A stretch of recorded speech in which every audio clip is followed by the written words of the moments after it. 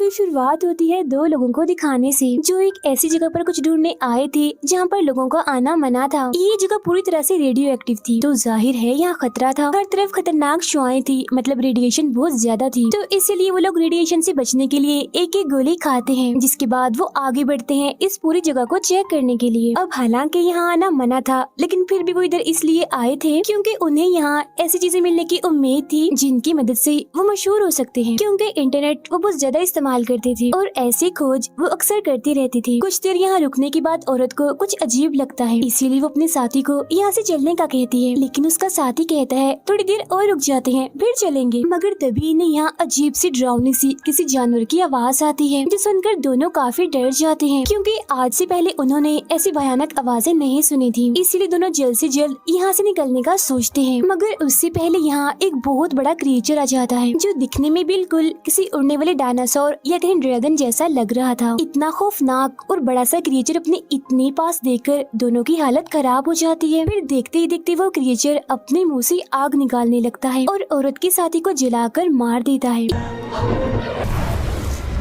ये देख औरत डरते हुए वहाँ से भागने लगती है और अपनी गाड़ी के पास आ जाती है। वो गाड़ी का दरवाजा खोलती है मगर नहीं खुलता, क्योंकि वो बंद था और चाबी तो उसके साथी के पास थी जिसे उस क्रिएचर ने मार दिया, इसीलिए वो यहाँ से नहीं भाग पाती। फौरन ही वो क्रिएचर उसका पीछा करते करते यहाँ भी आ जाता है और देखते ही देखते उस औरत को भी अपना शिकार बना लेता है। इस हादसे के कुछ अर्से बाद एक आर्मी जनरल अपने एक ऑफिसर जिसका नाम वेनिसा था, उसे अपने दो साथियों के साथ उसी खतरनाक जगह पर जाने का कहता है, ताकि वो लोग वहाँ जाकर उस क्रिएचर के बारे में पता लगवा सके, और अगर ये लोग उस क्रिएचर का शिकार कर लें तो उसे जिंदा या मुर्दा किसी भी हालत में ला सके। अब यहाँ वेनिसा इस मिशन को करना नहीं चाहती, क्योंकि उसकी एक साथी की तबीयत अभी तक ठीक नहीं हुई थी। पैर में चोट लगने की वजह से वो ठीक से नहीं चल पा रही थी। इसके अलावा वेनिसा को उस अनजान क्रिएचर के बारे में कुछ पता नहीं होता, इसीलिए वो जनरल को इस मिशन को करने से साफ इनकार कर देती है।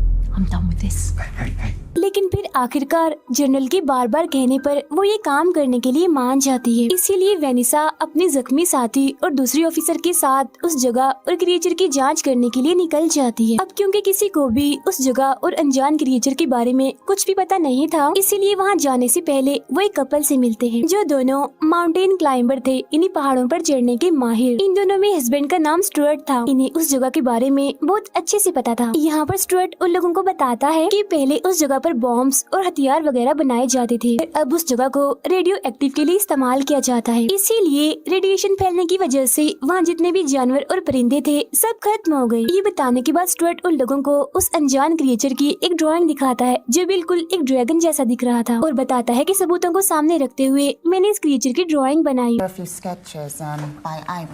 वाली बात ये है कि ये क्रिएचर उस जगह पर देखे गए हैं। अब उस ड्राइंग को देखकर वेनिसा और उसकी टीम थोड़ा डर भी जाती है, इसीलिए अब उसकी जख्मी साथी इस काम को करने के लिए मना कर देती है। लेकिन किसी तरह वेनिसा उसे समझाकर दोबारा से मना लेती है। मगर फिर भी रात को वेनिसा अपने दूसरे ऑफिसर से कहती है कि मैं अकेले ही उस रेडियो एक्टिव जगह को चेक करने जाना चाहती हूँ, क्योंकि मैं नहीं चाहती कि तुम दोनों किसी मुसीबत में पड़ो, आखिर तुम मेरी टीम हो। लेकिन वो ऑफिसर वेनिसा को ऐसा करने से मना कर देती है और कहती है कि हम एक टीम है, इसीलिए हम जो भी करेंगे एक साथ मिलकर ही करेंगे, जो भी मुसीबत आई एक साथ ही उसका मुकाबला करेंगे। लेकिन वेनिसा उसकी बात नहीं मानती और सुबह होते ही बगैर बताए उस जगह की जांच के लिए निकल जाती है। बात जैसे ही उस ऑफिसर को पता चलती है, वो फौरन ही एक मोबाइल डिवाइस की मदद से वेनिसा से राब्ता करने की कोशिश करती है और फौरन ही उसे वहाँ से वापस आने का कहती है। लेकिन तभी अचानक वेनिसा को वहाँ एक बड़ा सा अंडा दिखाई देता है, जो देखकर वो एकदम काफी हैरान रह जाती है, क्योंकि दरअसल इस रेडियो एक्टिव जगह पर किसी भी जिंदगी का होना नामुमकिन था। जिंदगी होने के आसार का यहाँ तस्वुर भी नहीं किया जा सकता, इसीलिए यहाँ पर अंडा देखकर वेनिसा काफी हैरान थी। और अब जैसे ही उस अंडे को उठाती है, तभी अचानक से रेडिएशन बढ़ जाती है, जिस वजह से वो बेहोश हो जाती है।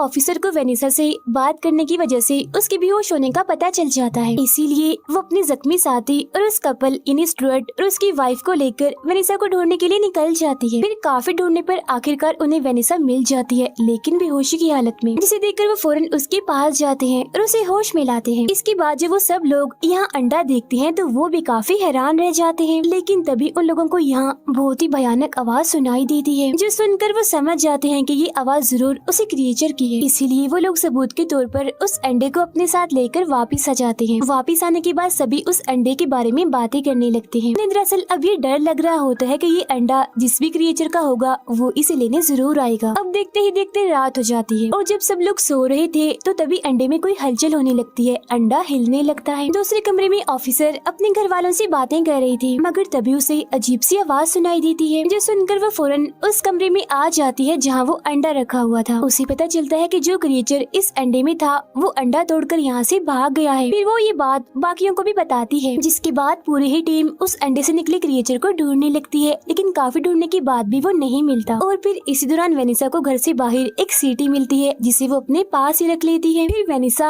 अपने जनरल को कॉल करके इस पूरे वाकये के बारे में बताती है, जो सुनकर वो कहता है चाहे कुछ भी हो जाए उस क्रिएचर का पता लगाओ और तुम्हें बगैर किसी सबूत के वापस नहीं आना। लेकिन अब यहाँ वेनिसा इस काम को करने से मना कर देती है, क्योंकि जख्मी साथी के साथ साथ दूसरे ऑफिसर की हालत भी खराब हो जाती है, क्योंकि वो रेडिएशन से बचने की दवाई नहीं खा रही थी। और तो और वेनिसा को यहाँ हर वक्त डरावनी सी आवाजें भी सुनाई देती है। मगर फिर जब ऑफिसर को ये बात पता चलती है कि वेनिसा मेरी वजह से, मेरी तबीयत की वजह से इस मिशन को करने से मना कर रही है, तो वो फौरन उसे ऐसा करने से रोकती है। वो फिर जनरल से खुद बात करती है और वादा करती है कि चाहे कुछ भी हो जाए हम ये काम जरूर करेंगे। Tell us what you want us to do. फिर हम स्टुअर्ट और उसकी वाइफ को देखते हैं, जो खुद ही उस क्रिएचर को ढूंढने के लिए निकल जाते हैं। वो उसी जगह पर जाते हैं जहाँ से उन्हें वो अंडा मिला था। और फिर तभी अचानक से उन्हें यहाँ एक बहुत ही बड़ा क्रिएचर दिखाई देता है, और इतना बड़ा क्रिएचर उन्होंने आज से पहले नहीं देखा था। वो हवा में उड़ रहा था। उस खतरनाक क्रिएचर को देखकर उनकी हालत खराब हो जाती है और वो यहाँ से भागने की कोशिश करते हैं, लेकिन तभी देखते ही देखते वो क्रिएचर नीचे इनकी तरफ आने लगता है और स्टुअर्ट की वाइफ पर झपट कर उसे मार देता है। जिस दौरान किसी तरह स्टुअर्ट अपनी जान बचाने के लिए वहाँ से भागता है और वापस अपने घर आ जाता है। लेकिन फिर भी उनकी टेंशन खत्म नहीं हुई थी, क्योंकि वो क्रिएचर स्टुअर्ट का पीछा करते करते यहाँ तक आ गया था और इनके घर के बाहर ही मौजूद था, वहाँ से जा भी नहीं रहा था। अब ये बात जानने के बाद वो सब लोग समझ जाते हैं कि वो अंडा इसी क्रिएचर का है, इसीलिए अब वो हमें नहीं छोड़ेगा, क्योंकि हमने उसका अंडा चुराया था। इसीलिए अब उस क्रिएचर के डर से कोई भी घर से बाहर नहीं निकल रहा था। लेकिन अब यहाँ उस ऑफिसर की तबीयत भी खराब होने लगती है,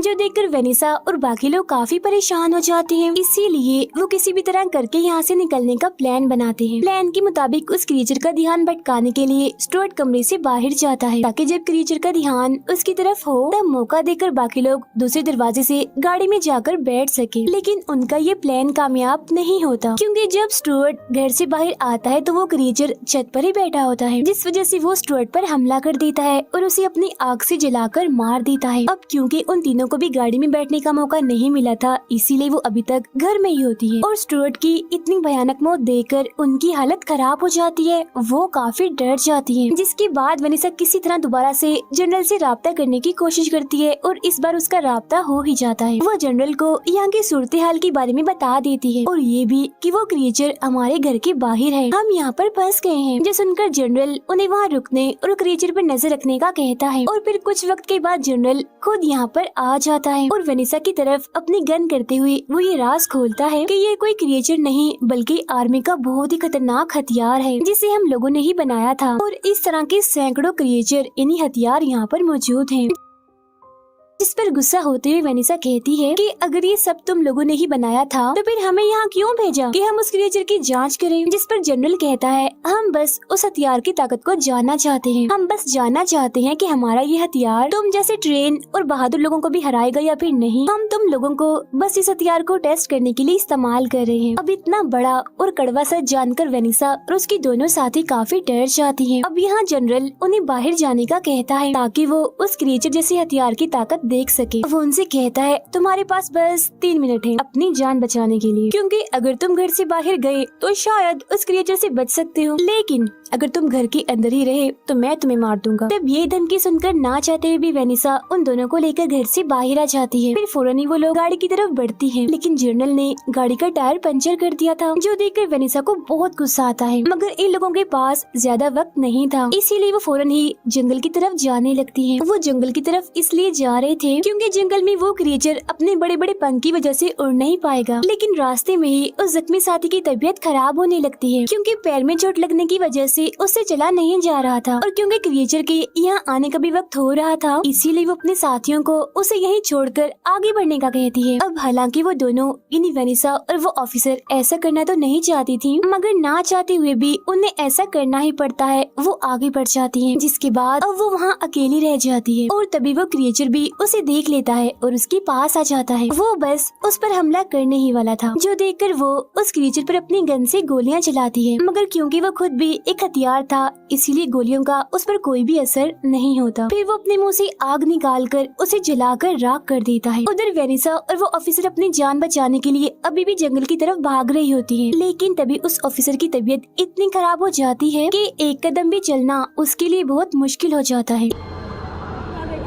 इसी बीच वो क्रिएचर भी इनके बहुत ही पास आ जाता है। वो एकदम से ही उस ऑफिसर पर हमला करके उसे जान से मार डालता है और उसे खाने लगता है। ये देखकर वेनिसा उस पर गोलियों की बारिश कर देती है, मगर अब भी उस पर गोलियों का जरा भी असर नहीं होता। लेकिन तभी यहाँ जनरल भी आ जाता है और दोबारा से वेनिसा पर गन करते हुए कहता है कि अब तुम्हारे भी मरने का वक्त आ गया है। ये कहते ही जनरल अपने जेब से सीटी निकालकर बजाने लगता है। सीटी के बजते ही वो क्रिएचर फौरन ही यहाँ पर आ जाता है, लेकिन वो हमला नहीं करता क्योंकि जनरल उसे कंट्रोल कर रहा था इस सीटी के जरिए। दरअसल ये सीटी एक डिवाइस की तरह काम करती थी इन क्रिएचर जैसे हथियारों को कंट्रोल करने के लिए। अब इस बात का पता लगते ही वेनिसा भी अपनी जेब से वैसी एक सीटी निकालती है और ये वही सीटी थी जो उसे घर के बाहर जमीन पर गिरी मिली थी। जिसके बाद अब वेनिसा सीटी बजाकर उस क्रिएचर को कंट्रोल करती है और उसे जनरल पर हमला करने का कहती है। तो वो क्रिएचर ऐसे करता है और जनरल को अपना शिकार बनाने के लिए आगे बढ़ता है, जो देख जनरल काफी डर जाता है, मगर वो कुछ नहीं कर पाता और देखते ही देखते वो जनरल का खेल भी खत्म कर देता है। इसी बीच मौके का फायदा उठाकर वेनिसा वहाँ से निकलकर रोड तक आ जाती है। यहाँ साइड में ही उसे एक गाड़ी खड़ी मिलती है, जिसमें बैठकर वेनिसा शहर की तरफ निकल जाती है। उसके जाने के बाद हमें इस जगह का भयानक नजारा दिखाया जाता है, और वो ये कि यहाँ पर वैसे खतरनाक क्रिएचर जैसे हथियार उड़ रहे होते हैं, वो भी सैकड़ों की तादाद में। और इसी खतरनाक सीन को दिखाते हुए ही ये फिल्म यहीं पर खत्म हो जाती है।